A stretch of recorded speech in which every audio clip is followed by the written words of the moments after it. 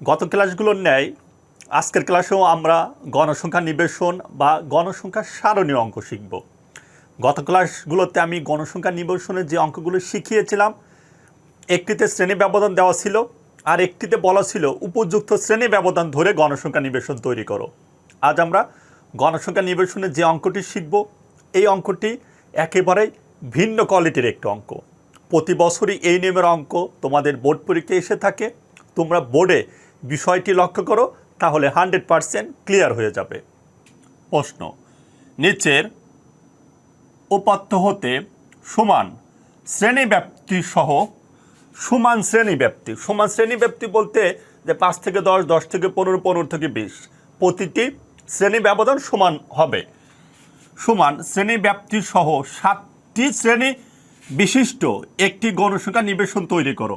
এখানে উল্লেখ করে দিয়েছে 7টি শ্রেণী, অর্থাৎ এই অঙ্কের এইরকম সারি হবে 7টি। কয়টি হবে? 7টি। যদি বলতো 5টি শ্রেণী বিশিষ্ট, অবশ্যই সারি হতে হবে 5টি, এর বেশি হওয়া যাবে না, কমও হওয়া যাবে না। ওকে, আমরা সমাধান দিয়ে শুরু করব। সমাধান। এই অঙ্কটি সমাধান করতে শুরুতে তথ্যের সর্বোচ্চ সংখ্যা ও তথ্যের সর্বনিম্ন সংখ্যা প্রয়োজন হবে। তাই আমরা লিখব যে তথ্যের সর্বোচ্চ সংখ্যা যাকে বলা হয় এইচভি, হাইস্ট ভ্যালু। হাইস্ট ভ্যালু আমাদের দেওয়া আছে 74। প্রয়োজন হবে তথ্যের সর্বনিম্ন সংখ্যা, যাকে বলে এলভি মানে লোয়েস্ট ভ্যালু, দেওয়া আছে হলো 5, একদম ছোট দেওয়া আছে 5। এই অঙ্কটির জন্য প্রয়োজন হবে পরিসর। এই অঙ্কটি সমাধান করার জন্য প্রয়োজন হবে পরিসর, যাকে আর দ্বারা প্রকাশ করে। পরিসর আমরা কিভাবে বের করব? তথ্যের সর্বোচ্চ সংখ্যা থেকে সর্বনিম্ন সংখ্যা বাদ দেব। অর্থাৎ এখানে 74 থেকে যদি 5 বাদ দাও, তোমাদের হবে 69। কত হবে? 69। ওকে, আমি আবারও বলছি, এই অঙ্কটি সমাধান করতে প্রথমে তথ্যের সর্বোচ্চ সংখ্যা প্রয়োজন হবে, তথ্যের সর্বনিম্ন প্রয়োজন হবে পরিসর। তারপরে লিখব দেওয়া আছে। এই যে বলছে 60টি শ্রেণী ব্যাপ্তি, তার মানে এখানে শ্রেণীর সংখ্যা লিখতে হবে। এখানে হলো শ্রেণী সংখ্যা হবে 7। যদি বলতো 5টি, তাহলে লিখতাম শ্রেণী সংখ্যা 5। ওকে, এখন আমরা শ্রেণী ব্যাপ্তি বা শ্রেণী ব্যবধান বের করব, যাকে ইংরেজিতে বলা হয় ক্লাস ইন্টারভ্যাল। কি বের করব? শ্রেণী ব্যবধান। আমি এই অংশ মুছে দিলাম, এই অংশ প্রয়োজন নেই।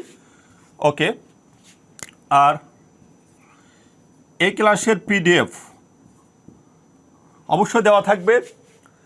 ভিডিও দেখে যদি ক্লাসটি তুলতে প্রবলেম হয়, ভিডিও দেখে বারবার দেখে অঙ্ক সমাধান করবে এবং পিডিএফ দেখে অবশ্যই কিন্তু খাতায় নোট করবে।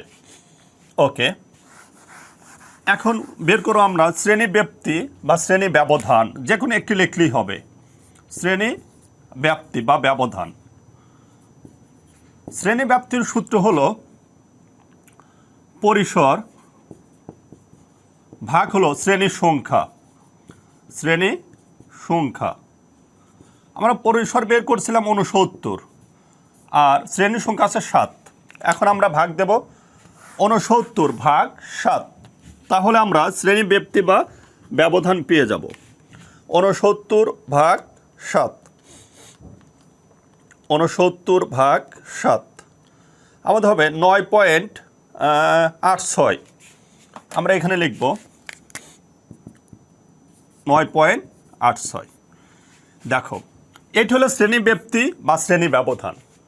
শুরুতে যে কথা মনে করে দিতে চাই, শ্রেণী ব্যাপ্তি বা শ্রেণী ব্যবধান ভগ্নাংশ হয় না, অবশ্যই এটি একটি পূর্ণ সংখ্যা নিতে হবে।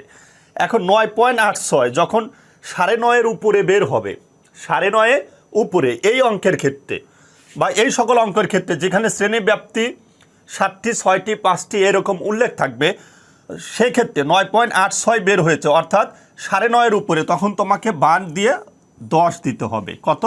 10। কিন্তু যদি 9.48 বের হতো, অর্থাৎ 9.5-এর চেয়ে কম বের হতো, তখন আমরা সরাসরি 9 নিতাম। আশা করি তোমরা বুঝতে পেরেছো। এখন 9-এর অনেক বেশি, তাই আমরা কি নিলাম? 10 নিলাম। তাহলে আমাদের শ্রেণী ব্যাপ্তি বা ব্যবধান কত হবে? 10 হবে। এখন আমরা সর্বনিম্ন সংখ্যা থেকে শুরু করব। ব্যবধান 10 ধরে আমরা যাব 74 পর্যন্ত। কত পর্যন্ত? 74। তাহলে আমাদের দেখো তখন অবশ্যই 7টি হবে। তাহলে 5 থেকে যখন আমরা 10 নেব 15 হবে, 15 থেকে 10 25, 25 থেকে 10 35, 35 থেকে 10 45, 45 থেকে 10 55, 55 থেকে 10 65, 65 থেকে 10 75। দেখো আমাদের 7টি হয়েছে। আর মানে শ্রেণী বাট পোস্টের জন্য আর একটা এক্সট্রা প্রয়োজন হয় 8টি। তবে এই যে এক্সট্রা যে একটি প্রয়োজন হবে, এটি কিন্তু এই 7টির মধ্যে প্রয়োজন, 7টির মধ্যে পড়বে না। কার মধ্যে পড়বে না? 7টি। আমাদের উপরে শ্রেণী সংখ্যা, ট্যালি, গণসংখ্যা, এর জন্য একটি এক্সট্রা সারি হবে। ওই এক্সট্রা সারিটি এই 7টির আন্ডারে পড়বে না। আশা করি তোমরা বুঝতে পেরেছ। ওকে, তাহলে এইভাবে যদি অঙ্ক করো, অবশ্যই তোমাকে যদি 10টি শ্রেণী ব্যাপ্তি বের করতে বলে তাহলে দেখবে 10টি হয়ে যাবে। যদি বলে 5টি তাহলে 5টি হবে। আমার এখানে 7টি বলছে, আমি নিয়ম অনুসারে অঙ্ক করেছি। করার পরে আমি সর্বনিম্ন থেকে শুরু করে ব্যবধান 10 ধরে 74 পর্যন্ত গেছি। আমাদের হয়েছে 7টি সারি। আশা করি তোমরা বুঝতে পেরেছ। এখন আমাদের কথায় লিখে দিতে হবে যে 5 থেকে শুরু করে 10 শ্রেণী ব্যাপ্তি বা ব্যবধান ধরে শ্রেণী ব্যাপ্তি ধরে বহির্ভুক্তি পদ্ধতি অবলম্বন করে বহির্ভুক্তি পদ্ধতি অবলম্বন করে নিচে গণসংখ্যা সারণী বা নিবেশন তৈরি করি। ওকে, আমি তোমাদের বোর্ড পরীক্ষার 5 থেকে 6 মাস পূর্বে এই বিষয়ে ফাইনাল সাজেশন ও এর সমাধান তৈরি করে থাকি। তুমি যদি আমার ইউটিউবের ক্লাসগুলো সিরিয়াল অনুযায়ী দেখো ও নোট করো, সেই সাথে বোর্ড পরীক্ষার পূর্বে এই বিষয়ের ফাইনাল সাজেশন ও এর সমাধান আমার কাছ থেকে নিতে পারো, তাহলে প্রাইভেট না পড়ে ঘরে বসে থেকে পড়াশোনা করে অনেক ভালো ফলাফল করতে পারবে। সাজেশন ও এর সমাধান নিতে চাইলে হোয়াটসঅ্যাপ নাম্বারে যোগাযোগ করবে। তাহলে আমরা 5 থেকে শুরু করেছি, ব্যবধান 10 নিয়েছি, তাই লিখেছি 5 থেকে শুরু করে 10 শ্রেণী ব্যাপ্তি ধরে বহির্ভুক্তি পদ্ধতি অবলম্বন করে নিচে গণসংখ্যা নিবেশন তৈরি করা হলো। আমরা জানি গণসংখ্যা নিবেশন অঙ্কগুলো দুটি পদ্ধতিতে সমাধান করা যায়, একটি অন্তর একটি বহির। তবে তোমরা সর্বদা বহির্ভুক্তিতে পদ্ধতিতে সমাধান করবে। ওকে, আর আমরা এও জানি গণসংখ্যা নিবেশনের অঙ্কটি 3 কলামে করলেও চলবে, 4 কলামে করলেও চলবে, 5 কলামে করলেও চলবে। তবে এই অঙ্কটি 3 কলামে করলেই হয়ে যাবে। ওকে, তাহলে আমরা টোটাল মিলে 8টি সারি হবে। 1টি 2টি 3টি 4টি 5টি 6টি 7টি 8টি, আর কলাম হবে 3টি, 1টি 2টি 3টি। ওকে, প্রথম কলামের নাম হলো শ্রেণী ব্যাপ্তি। তুমি সংক্ষেপেই দিতে পারবা সিআই, সংক্ষিপ্ত রূপ দিলেও হবে। এটি হলো ট্যালি বা মিল চিহ্ন, আর এটি গণসংখ্যা, সংক্ষেপে এফ। আমরা 5 থেকে শুরু করেছি, ব্যবধান 10, তাহলে 5 থেকে 10 15, 15 থেকে 10 25, 25 থেকে 10 35,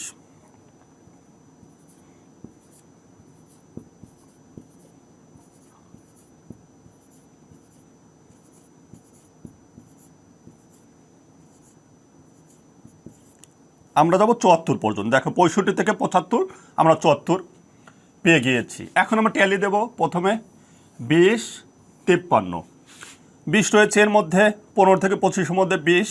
ওকে, 53 এর মধ্যে 59 41, 59 হয়েছে এখানে, 41 এখানে, তারপরে 48, 48 এখানে, 39, 37, 38, 39 এর মধ্যে, 37 এর মধ্যে,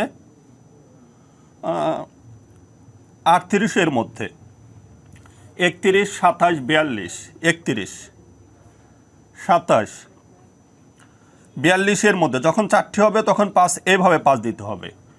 74, 51, 74 এখানে, 51 এখানে, 23, 43, 16, 23 এর মধ্যে, 43 এর মধ্যে, 16 এর মধ্যে, 37, 22, 37 এর মধ্যে, 22 এর মধ্যে, 35, 63, 35 এখানেও আছে, এখানেও আছে, এখানেও আছে, মিলে গেলে নিচে দিতে হবে, এখানেও আছে, এখানেও আছে, তাহলে নিচে 35,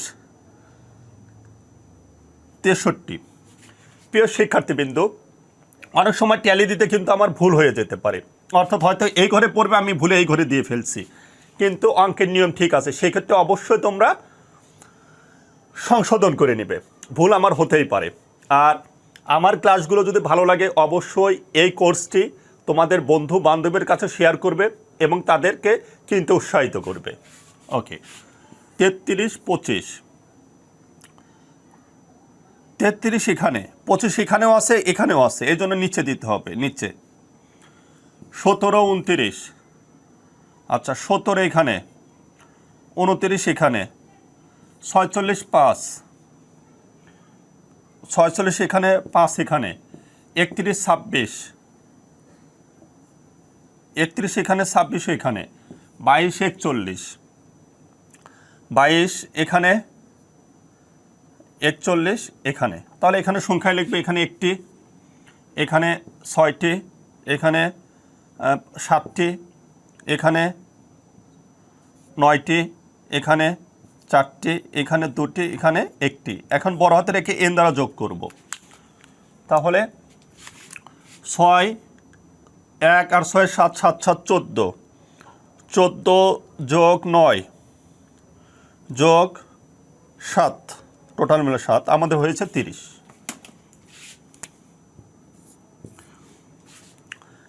অঙ্কের সমাধান হয়ে গেছে, আশা করি এক বিন্দুর প্রবলেমও হয়নি। এখন আমি গুরুত্বপূর্ণ কিছু মেসেজ দেব, কথাগুলো মনে রাখবে। মনে রাখবে তোমাদের পরীক্ষায় সর্বদা অঙ্কের নিয়ম আসবে, হুবহু খুবই কম আসবে।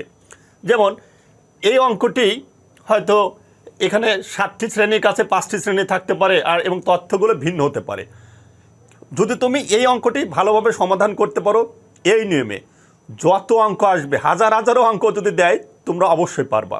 আশা করি তোমরা বুঝতে পেরেছো। এই অঙ্কটি বাসায় বারবার করবা, আর তোমরা আমার সাজেশনের উপর বিশ্বাস রাখো। আশা করি ইনশাল্লাহ 100% তোমরা পরীক্ষায় কমন পাবা। ভালো থাকবে, পরবর্তী ক্লাসে আবারও দেখা হবে। আল্লাহ হাফেজ।